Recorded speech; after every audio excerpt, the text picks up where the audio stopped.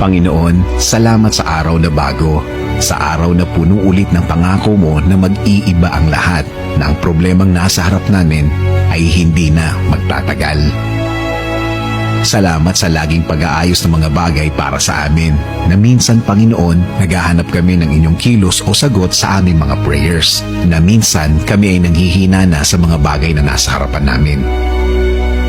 Pero alam po namin, Lord, that you're always making things right and possible, na kailangan lang naming maniwala na ang lahat ng mga nangyayari ay mangyayari dahil sa faith po namin sa inyo, Lord. Lord, ibinibigay po namin sa inyo ang araw na ito at mga araw na parating. Ang lahat ng aming mga worries na laging nasa isip namin ay isinusuko po namin sa inyo.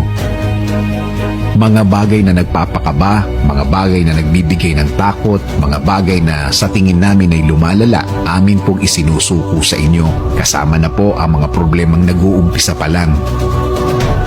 Tama, Lord, may mga nakikita na kaming susunod na agad na problema kahit hindi pa namin tapos ang nauna. Ang lahat ng ito ay iniaalay namin sa inyo, Panginoon.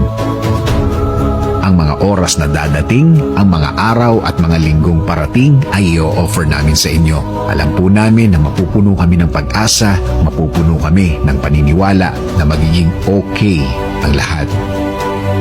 At alam namin, Panginoon, na hindi naman ito first time. Alam po namin na natulungan nyo na kami before, kaya lumalapit na naman kami sa inyo. Alam po namin na sa inyo kami dapat nakafocus.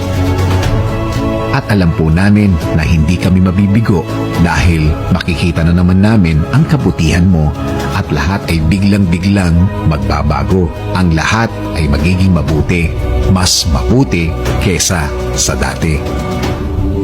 Patuloy niyo po kaming ingatan at patuloy niyo kaming protektahan sa lahat ng masama at sa lahat ng sakit kasama ng aming mga pamilya.